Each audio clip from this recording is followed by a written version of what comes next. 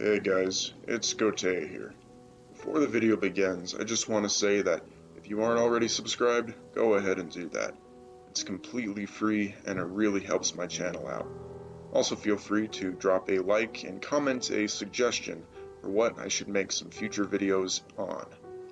If you have any personal stories you would like for me to share on this channel, go ahead and send them to me via my personal email linked in the description below, and I'll be sure to include them in the future.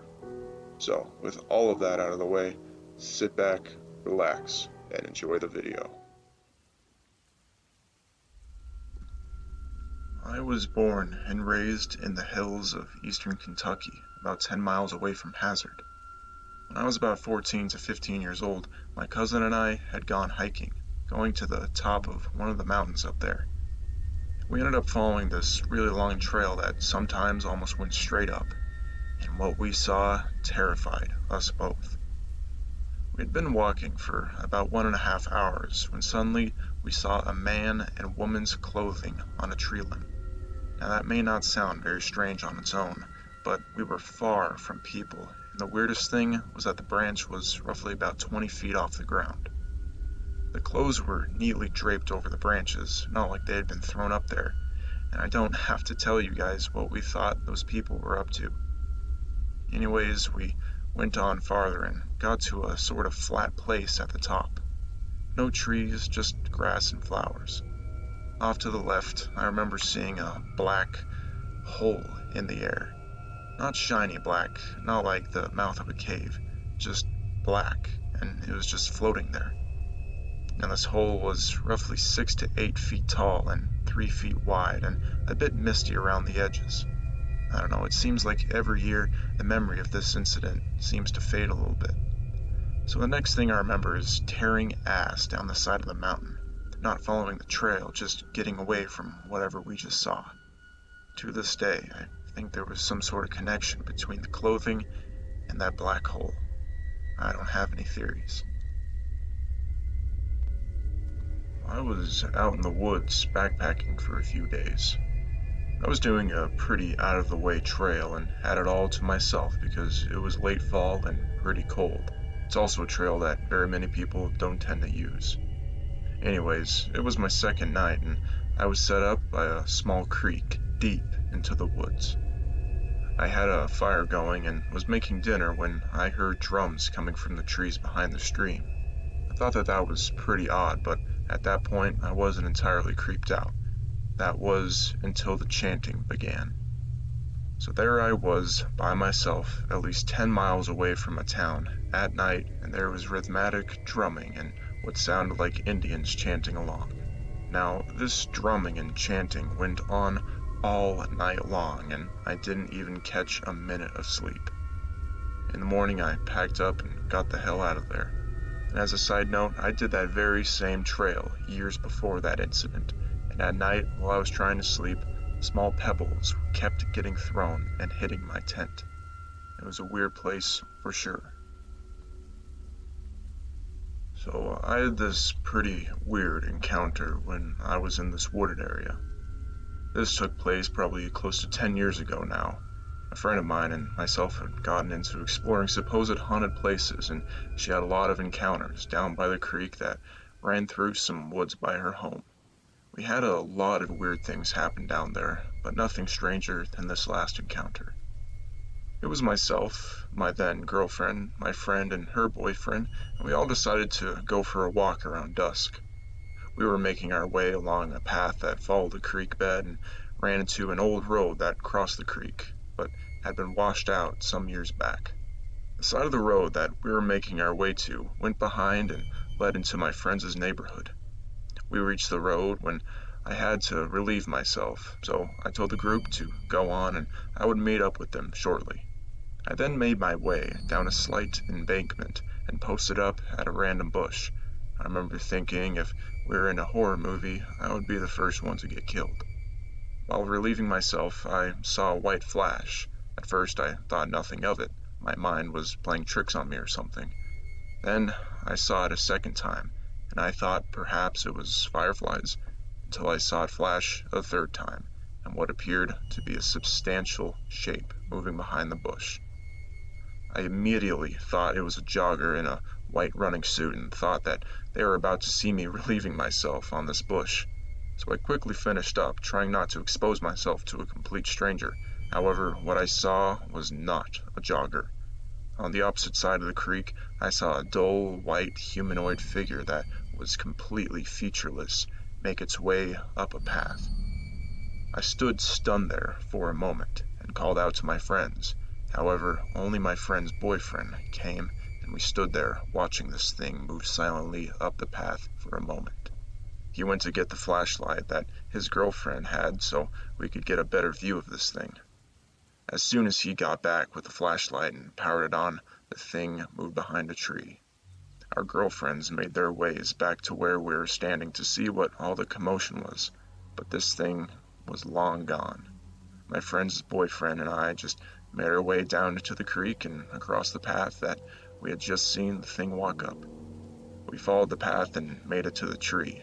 There was about a 5 or 6 foot gap between the tree and the path that we had seen the thing walk behind, but the drop was about 30 feet, and the path actually made a 90-degree turn and went up an adjacent hill.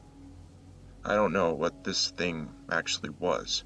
I believe that it could have been a ghost that couldn't care less about us.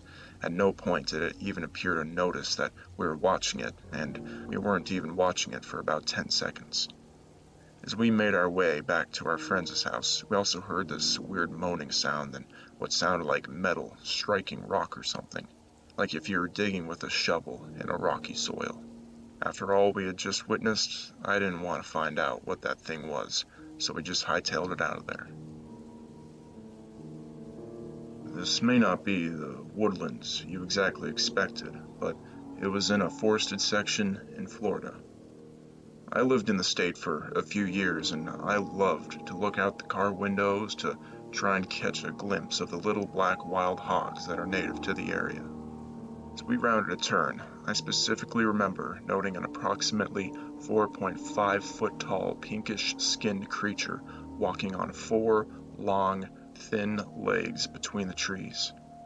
I know for sure it was not a pig, and it would be too tall to be a nude human walking on all fours, and it looked clearly built for four-legged travel from its arm length and angle of its back. My other thought was that it was perhaps a wild cat, but again, the legs seemed way too long. Because of the trees, I never saw its face at all, so I can't say for sure what it exactly was. If anyone has any ideas of local fauna, or any cryptids for that matter, I'd love to hear your suggestions. I was taking a shortcut through a very wooded area on my way home from work at around midnight one evening about 10 years ago. As I began driving down a twisting road, I spotted through the trees an enormous bonfire. Seriously, this thing was the biggest blaze I have ever seen in my entire life. At least 30-foot tall pyres and maybe 10 feet in width. There were a bunch of people dancing around it, some holding hands while encircling it, others reaching towards the sky and jumping around. Needless to say, it looked like a lot of fun, and I even considered stopping my vehicle and going out to join them. But it was late and I was tired from work, so I decided against it. A couple days later, there's a bunch of news stories about pets going missing, mostly German shepherds. About a week after this, the police discovered a massive shrine-type thing in the middle of the woods where it looked like animals were being sacrificed. There was a huge, burned-out area where they had summarized that there might have been a huge bonfire and hundreds upon hundreds of cats and dogs, namely German shepherds, dead in an enormous pile by the burnt area. They eventually found the culprits, and about 15 people were locked up, although there were supposedly many more involved in this satanic cult. It still freaks me out to think about it, and I wonder what would have happened if I had gone up to join them on that particular night. Edit. Also, I'm not very sure why they mainly targeted German shepherds. I was hunting with a friend of mine, Tom, deep in the mountains of Northern California. We went to the top of this ridge to get a good look of the area and try and pick out likely places to find some pigs. I saw a dirt road to the east, a fire trail actually. I was about to write it off when I noticed a row of campers driving along it. They disappeared behind a hill at the edge of the valley. I scanned the valley floor and found several other campers near the tree line. Tom suggested that we go over and see if they would share a meal and a warm fire with two wary, worn-out hunters. It was dark by the time we got to the hill they disappeared behind, so we climbed up to get a good last bearings of our surroundings and a good distance estimation. What we found was surreal.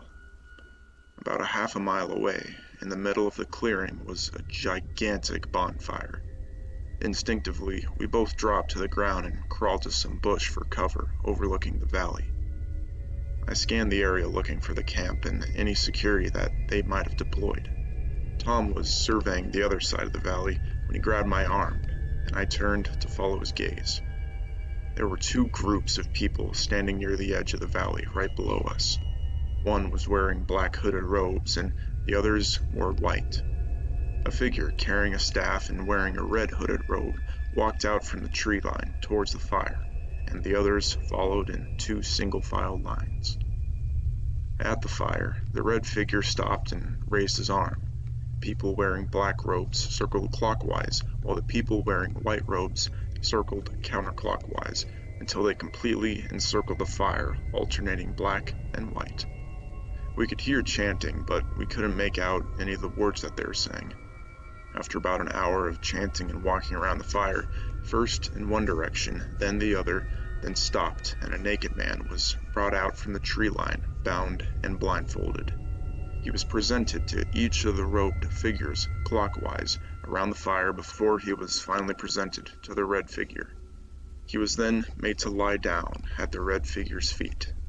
Then a naked and bound woman was brought out, and the process was repeated counterclockwise before she too was laid next to the naked man. I, at least, had no idea what I was watching or what I should even do. There were more chanting and then silence as four black-robed figures emerged from the tree line carrying a black robe much like flag. They circled the fire clockwise, once behind the figures and once in front of them. Each black figure touched the robe as it passed. When they arrived at the red figure, they stopped over the naked man. The red figure said something and the others responded. He then pointed his staff at the naked man, and the four laid the robe over top of him. After another chant, a white robe was brought out and the process was repeated clockwise, stopping over the naked woman. The red figure said something and the others responded. He then pointed his staff at the naked woman, and the four laid the robe over on top of her. The red figure waved his hands and staff over them and raised the staff over his head. The robe bearer then picked up the robes that they had had on before, and the other two rose from the ground. The robe bearers then lifted the robes over their own heads. The two then circled the fire twice, embracing each member, first the robes of their own color and then the others. When they finally got back to the red figure, he pointed towards the camp with his staff, and the new members led the procession back to camp. I watched them enter the tree line, then looked back at the fire and the red figure. He hadn't moved. When the last couple was out of the clearing, the bonfire flashed green, then red, and then the red robe collapsed to the ground, seemingly as if no one was inside of it. We sprinted all the way back to our truck that night. We were too scared to even stop. The next morning we stopped at a Denny's for breakfast. We'd put more than 60 miles of distance between us and the clearing, so we felt pretty safe. While we were eating, two couples came in. One sat behind Tom and the other one sat behind me so that each of us saw the two of them. They just smiled at us while we ate. When we left, we saw two campers in the parking lot. Tom and I never spoke about that night. We found a better hunting area far away from that very clearing. It has been nearly 40 years since that night, and every once in a while I come across a couple in a camper and they just smile at me. Hey guys, it's Gotea here. Wanted to thank you all very much for listening to this video. Deep woods stories are pretty creepy, but satanic stuff, yeah, it's even creepier. But if any of you have any personal stories you would like for me to share in a future video, please do not hesitate to send them to me via my personal email linked in the description below, and I'll be sure to include them in a future video. If you aren't already subscribed, go ahead and do that. It's free. If you want to comment any video suggestions, go ahead and do that as well.